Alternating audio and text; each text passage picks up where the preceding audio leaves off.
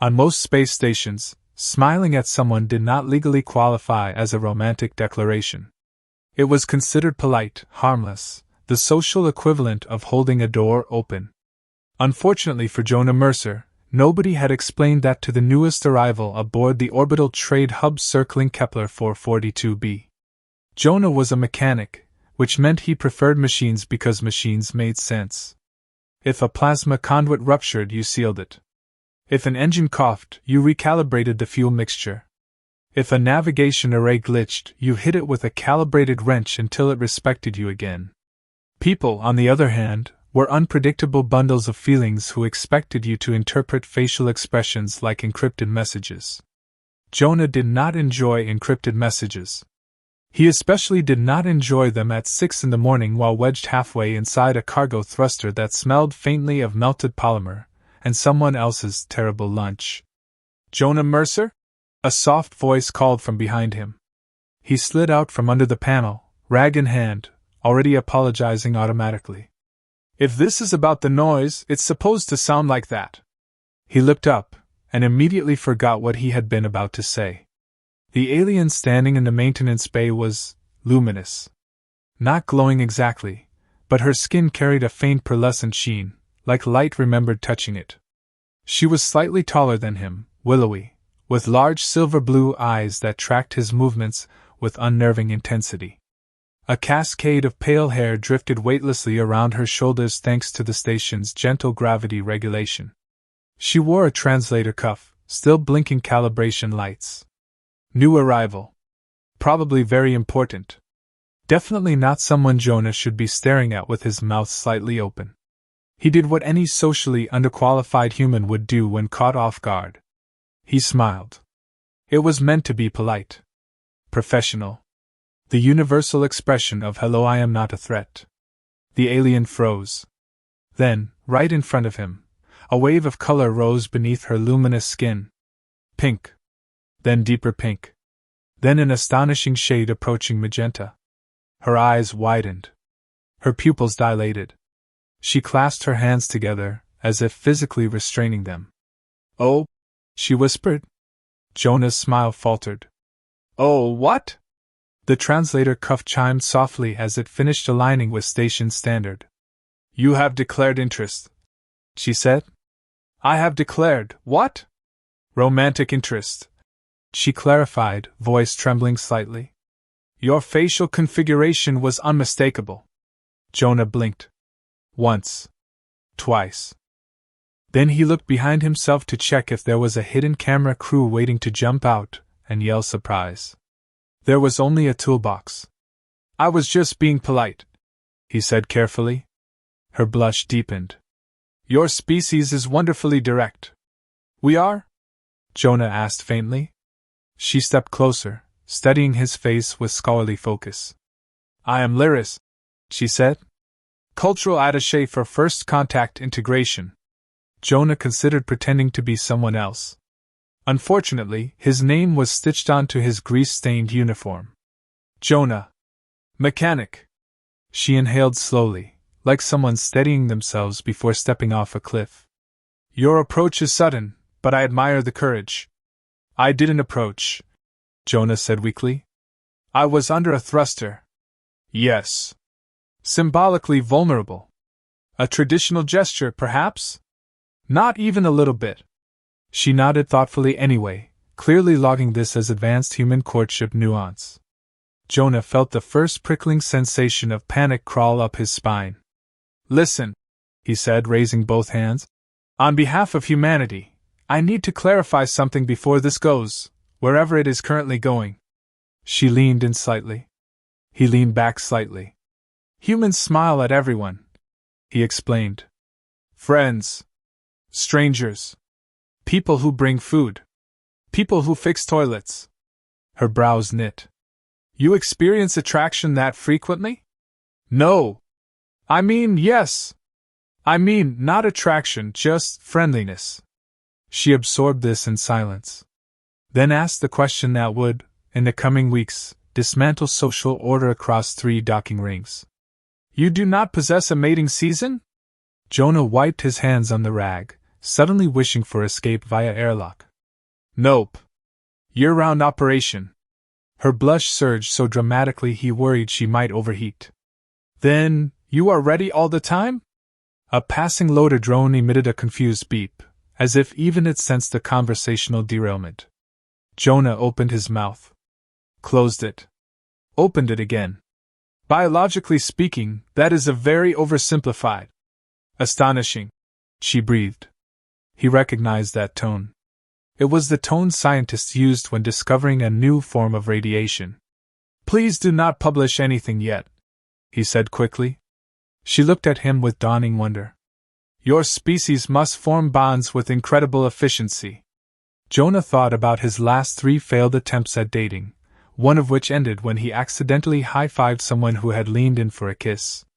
Efficiency is not the word I would choose. She hesitated, then asked in a small voice. Was your smile selective? Jonah considered lying. He truly did. But something about her earnestness made dishonesty feel like kicking a very trusting puppy. It was just a smile, he said gently. She studied him for a long moment, then squared her shoulders. Understood. You are employing emotional subtlety. I am employing survival, he muttered. There was a pause. Then she asked, if one wished to reciprocate appropriately, what would be the correct response? Jonah should have said something safe. Something responsible. Instead, his lifelong habit of deflecting discomfort with sarcasm took the controls. Play hard to get, he said. She tilted her head. Clarify.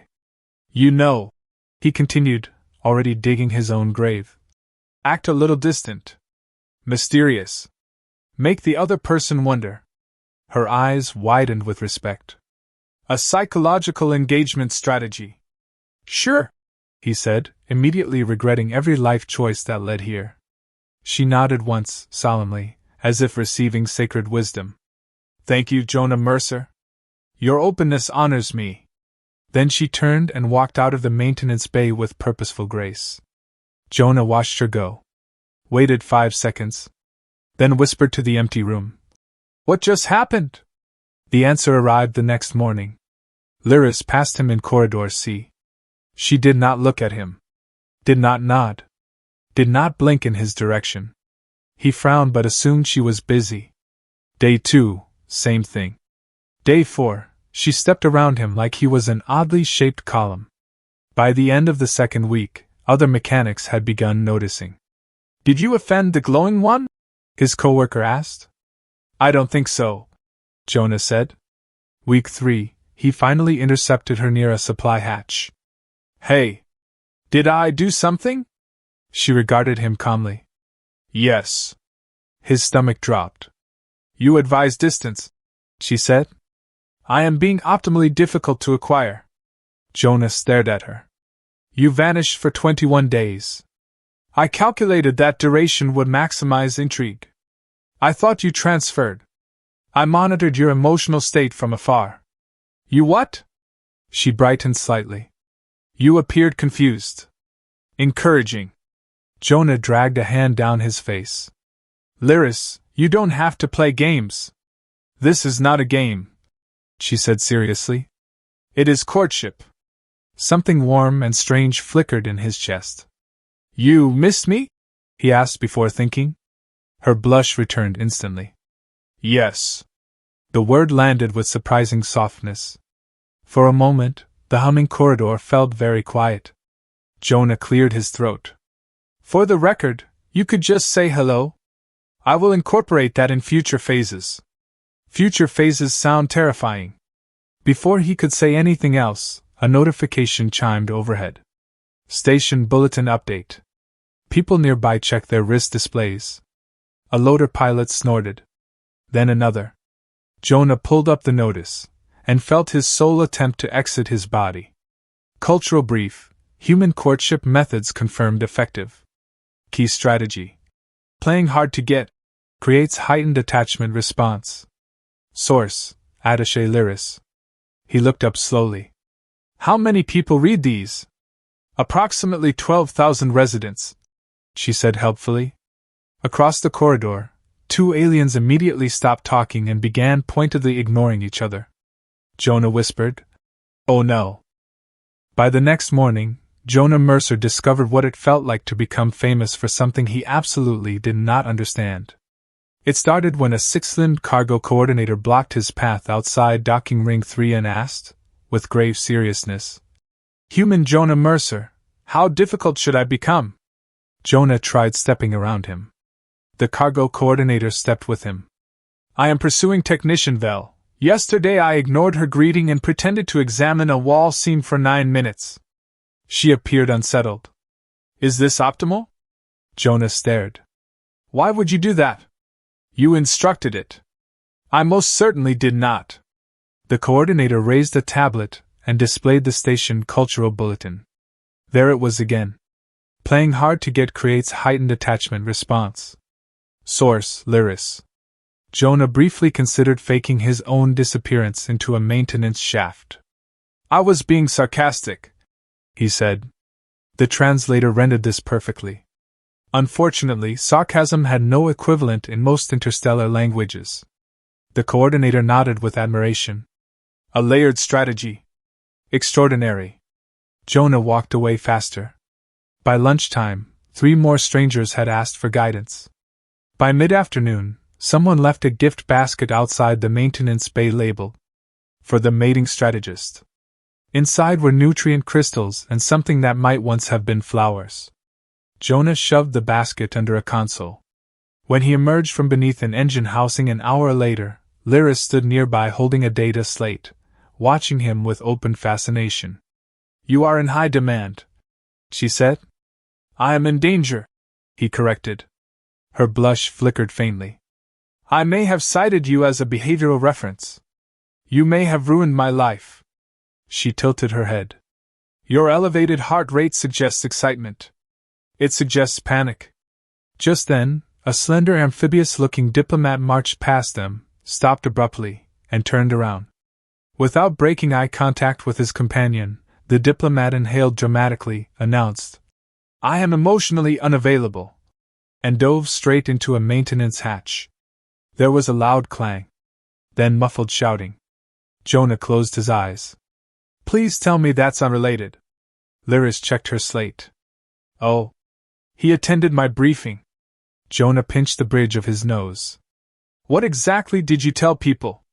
"That humans utilize counterintuitive distancing behaviors to stimulate romantic fixation," she replied.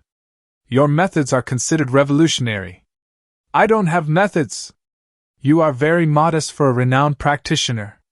By the end of the week, the station had given him 3 unofficial titles: the Human Heartbreaker, Lord of Attraction, Architect of Desire.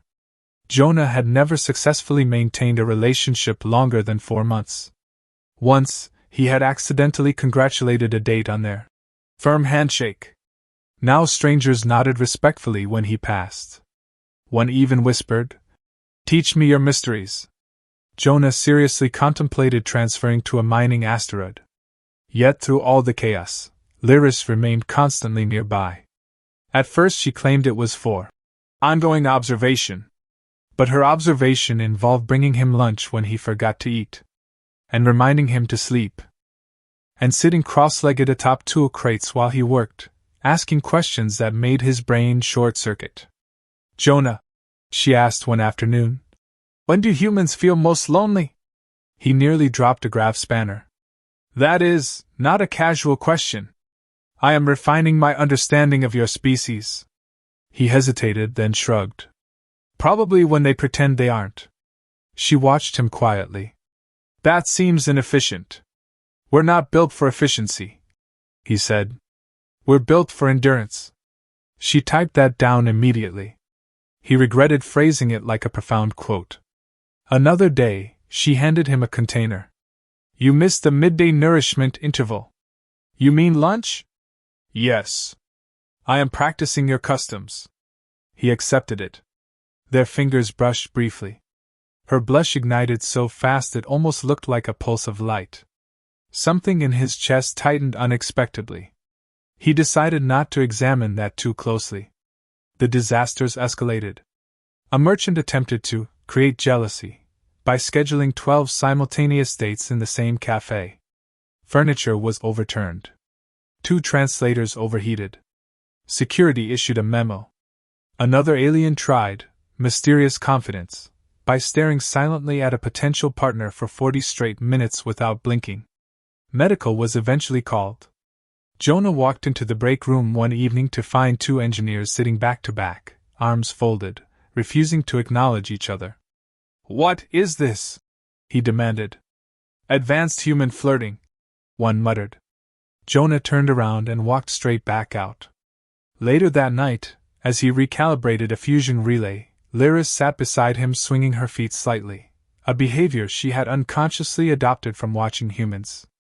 "My people form bonds quickly," she said suddenly. He glanced up. "How quickly?" "Sometimes within hours. Our mating cycles are brief but intense." "That sounds sufficient," he admitted. She studied him. "But depth is less predictable." Jonah tightened a bolt. "Humans are the opposite. Slow disasters. You remain attached longer," she observed. "Yeah. Even when it's stupid." She considered this with visible admiration. "There is courage in that." He snorted softly. "Or stubbornness. Are those not related?" He smiled before he could stop himself. Her blush returned instantly. The maintenance bay felt warmer. He changed the subject quickly. "Why the sudden anthropology?" She hesitated. Then said very quietly, "Understanding you improves my understanding of humanity." The words lingered between them. Before he could respond, every console on the station chimed. A priority announcement scrolled across nearby displays. Mandatory attendance, interspecies relationship seminar. Instructor, Jonah Mercer. He froze. Very slowly, he turned toward Lyris. "You told them I what?" "You are the logical choice," she said. "Your strategies have already reshaped social dynamics across 4 habitation rings. I fix engines. You fix hearts," she corrected gently. "I absolutely do not fix hearts." She brightened. "You will. Tomorrow. The auditorium seats 800. Jonah imagined 800 faces staring at him, waiting for wisdom he did not possess. His soul attempted once again to leave his body. "What happens if I refuse?" She thought about it. "Attendance is compulsory." He leaned his forehead against the cool metal bulkhead. From the corridor came a dramatic voice declaring, "Observe how unattainable I am," followed by the sound of someone tripping over a sanitation bot. Jonah groaned. "This is my fault." Lyris stepped closer. "Regret is a healthy human response. It indicates emotional investment." He looked at her. "You really believe in all this, don't you?" Her blush softened but did not fade. "I believe in the one who taught it to me." For a moment, he forgot how to breathe. The next evening, he stood backstage in the largest auditorium on the station. The murmur of hundreds of aliens vibrated through the walls. Someone out there was calling him. Visionary. He considered running. Then he peeked through the curtain. The room was packed. Notebooks open. Translators ready. Expectation everywhere. And right in the front row sat Lyris, hands folded neatly, eyes shining with unmistakable pride. She smiled when she saw him. Jonah's stomach flipped. He had never felt less qualified for anything in his life. The stage lights brightened. A voice announced, "Please welcome humanity's foremost authority on romantic attachment, Jonah Mercer." He whispered to himself, "Oh no." Jonah Mercer learned something important exactly 3 seconds after stepping onto the stage. 800 aliens leaning forward at the same time was far more terrifying than any engine explosion. The auditorium lights glared down at him. Rows upon rows of expectant faces reflected curiosity, hope, and what he could only describe as romantic desperation. Someone actually applauded. He had never deserved applause less. "Hello?" he began. The translator carried his voice smoothly across the chamber. 800 beings stopped breathing. Jonah instantly forgot every word he had ever known. He cleared his throat. So, relationships. A forest of styluses lifted, ready to document his wisdom. His non-existent wisdom. He tried again. Let's start with something simple. Attraction is not a tactical exercise. Several attendees frowned and crossed out notes. One raised a limb. But your distancing maneuver increases pursuit behavior by 40%. That is not a maneuver, Jonah said quickly. That was a mistake that got wildly out of control. The alien nodded approvingly. Adaptive improvisation. Excellent. Jonah resisted the urge to lie down on the stage and accept his fate. He grabbed a display stylus and pulled up a blank screen. Okay. Rule 1, he said. Stop treating romance like a battlefield. A murmur rippled across the audience. In my experience, he continued, most humans don't fall for strategies. They fall for moments. Shared jokes. Quiet conversations. Showing up. Someone raised a tentacle. Should we still pretend not to exist for multiple weeks? No! Half the audience scratched out another note. Jonah exhaled slowly. Progress. He drew 2 circles on the screen. This is you. This is the person you like. The goal is not to manipulate the overlap. He dragged the circles together. The goal is to let it happen naturally. There was thoughtful silence. For the first time, he felt the room settle. Maybe, just maybe, he could survive this. Then the doors burst open. A towering armored delegate stormed inside, dragging a nervous-looking bureaucrat by the sleeve. I require clarification, the delegate boomed. Jonah squinted. Oh no. He recognized that species. Extremely literal. Extremely proud. Extremely bad combination. I attempted your humor-based attraction method, the delegate announced. Jonah felt cold. What exactly did you do? I informed High Coordinator Threx that her cranial ridges resembled agricultural root vegetables. The auditorium went silent. Jonah whispered, You called a senior official a turnip? It was phrased as flirtation. The bureaucrat nodded miserably. She has filed a formal grievance. Jonah closed his eyes. Somewhere in the station, his reputation was actively combusting. Listen carefully, he said, gripping the podium. Teasing only works when there is already warmth between you. The delegate leaned forward. So I should insult her again after warmth develops? No! Do not insult anyone! Styluses scratched frantically. Jonah could feel control slipping through his fingers like coolant through a cracked seal. He glanced toward the front row. Lyris was watching him with complete trust. That made it worse. Because suddenly this wasn't just embarrassing. It mattered. The seminar limped onward for another hour. He abandoned metaphors. Abandoned humor. Abandoned everything except blunt honesty. Most humans are terrified of being hurt, he admitted at one point. So we joke. We pretend things don't matter when they do. The audience leaned closer. Connection isn't about winning, he said. It's about being brave enough to be seen. When the session finally ended, the applause was gentler. More thoughtful. Less worshipful. Jonah stumbled backstage, exhausted. He almost made it to the exit before hearing her voice. Jonah. He turned. Lyris stood alone near the corridor, her usual glow muted. Hey, he said softly. Survived. You were sincere today. Terrified, actually. She studied him for a long moment. Then asked quietly, Were your earlier lessons never sincere? The question landed harder than any accusation. He opened his mouth. Closed it.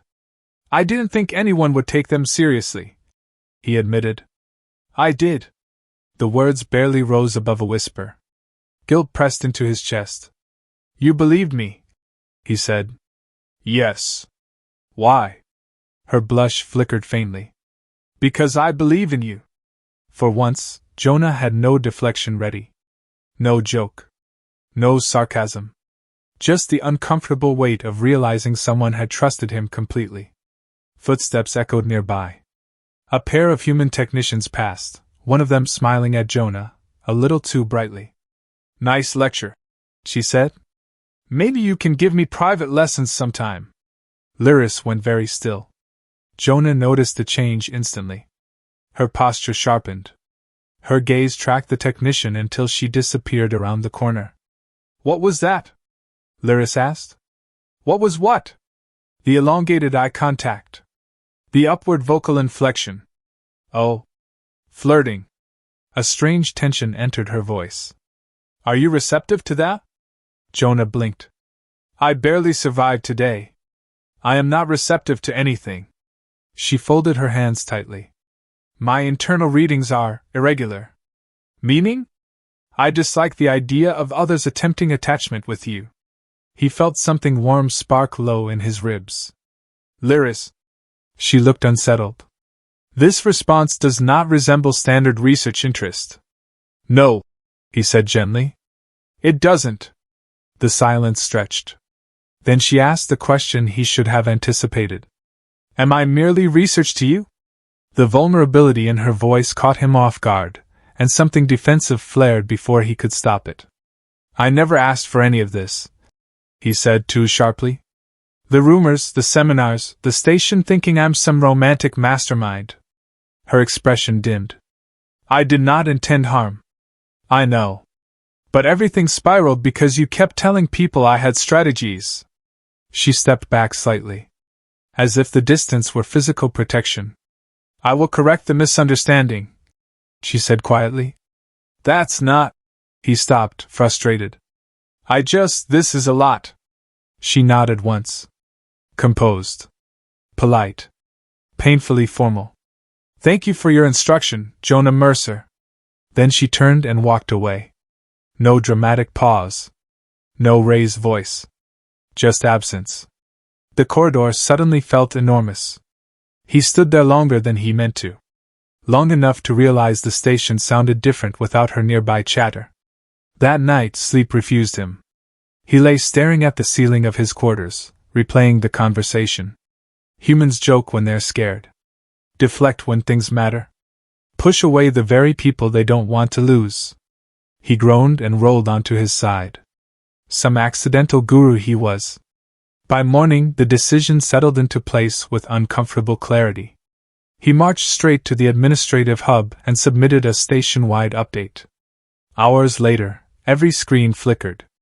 Public notice: Jonah Mercer is not a romantic authority. Previous guidance should not be considered structured human practice.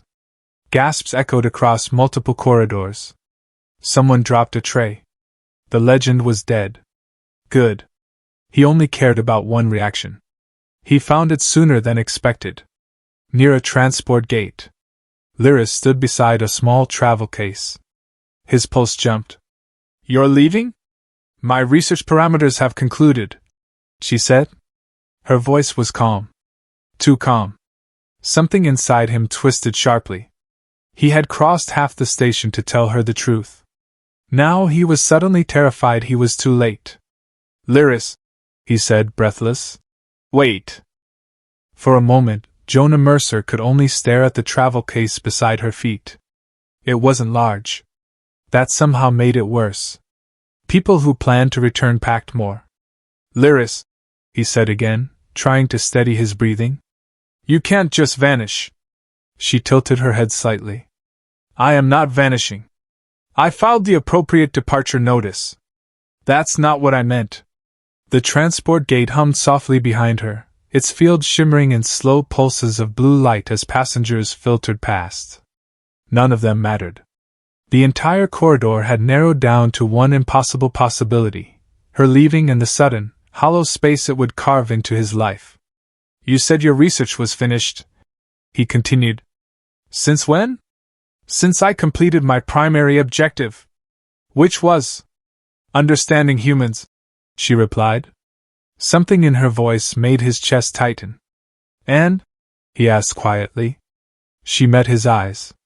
"They are more emotionally resilient than most species, yet curiously fragile when faced with honesty."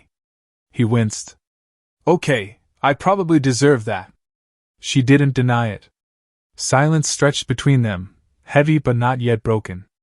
Jonah ran a hand through his hair, searching desperately for the carefully phrased speech he had rehearsed on the way over. It evaporated completely. Every version sounded fake now. Too polished. Too late. I cancelled the seminars, he blurted. I saw the notice. And the reputation thing. Gone. You seemed relieved. I wasn't doing it for the reputation. Her gaze softened just slightly. Then why? He opened his mouth. Closed it. Tried again. Because you asked me if you were just research, he said. And that question has been punching holes in my brain for 12 straight hours. Her blush flickered faintly beneath her luminous skin. Emotional rumination is common in humans. Yeah, well, this one's got teeth. A group of travelers rolled cargo units past them. The low mechanical were filled, the pause either seemed able to cross. Finally she spoke. You were correct yesterday. I amplified your influence beyond your comfort. That's not why I'm here. No? He exhaled slowly. No. I'm here because the idea of this station without you feels wrong. Her fingers tightened slightly around the handle of the case. That is an unexpectedly direct statement. Don't get used to it, he muttered. This level of emotional competence is probably a one-time event. The corner of her mouth lifted, barely, but enough to encourage him. So he stepped closer. Most of the advice I gave you was nonsense, he admitted. I joke when I don't know what I'm doing. I pretend things don't matter so I don't have to risk looking stupid. You rarely appear stupid, she said. Oh, I absolutely do. You just met me during a lucky stretch. She watched him carefully now, as if recalibrating everything she thought she knew. I told people you were brilliant, she said. I told people I fix engines. You fix people too, she replied gently. He shook his head. No. But you fixed something in me. That earned a full blush. Color rippled across her cheeks like sunrise. He pressed on before courage could abandon him. When you ignored me for 3 weeks, I thought I'd offended you. And I hated it more than I expected. When you started bringing me food, asking questions, just being there, my days got better. He swallowed. Somewhere in the chaos, you stopped being a research partner and started being the person I looked for in every room. The words hung between them, fragile and terrifying. Her voice dropped to a whisper. If smiling was not a proposal, what is this? Jonah let out a shaky breath. I think, he said, if smiling counted as a proposal, then I accidentally proposed weeks ago. For a heartbeat, she simply stared at him. Then her blush surged brighter than he had ever seen it. You are revising the initial interaction retroactively, she said faintly. I'm trying to say I care about you. Her composure wavered. Jonah, my species does not blush due to mating readiness. He blinked. You don't? No. Our coloration shifts when emotional stimuli exceed our regulation threshold. You mean feelings? Yes. He stared. So every time you turn pink. I was overwhelmed, she finished softly. Not confused? Never confused. The realization hit him like artificial gravity switching on. You understood all along? I lacked experience, she admitted. Not perception. He let out a disbelieving laugh. I have been catastrophically misreading you. That appears to be a mutual hobby among humans. They stood there, the hum of the gate wrapping around them. Finally she asked, very quietly, what is the correct strategy now? He smiled, not the polite one from weeks ago, but something warmer, steadier. No strategy, he said. Just stay. She considered this with scholarly seriousness. That seems inefficient. It is wildly inefficient. Unpredictable. Extremely. Emotionally hazardous. The worst. A pause. Then she released the handle of the travel case. It tipped gently onto its side. I will remain, she said. Relief rushed through him so fast he nearly laughed. Around them, station life continued without noticing that his entire universe had just rearranged itself. A nearby display flickered with a fresh cultural update. Human courtship revision. Honesty demonstrates higher success than psychological warfare. Distancing techniques no longer recommended. Jonah groaned softly. I'm never living this down. You are historically significant, she said. That is exactly what I was afraid of. She stepped closer, close enough that the faint luminescence of her skin reflected in his eyes. Jonah, when humans form attachments, how persistent are they? He thought about every heartbreak he had ever dragged himself through. About the way humans kept trying anyway. Terrifyingly persistent, he said. Her blush deepened with unmistakable warmth. Good, she replied. A pair of engineers walked past, did a double take, and immediately began whispering.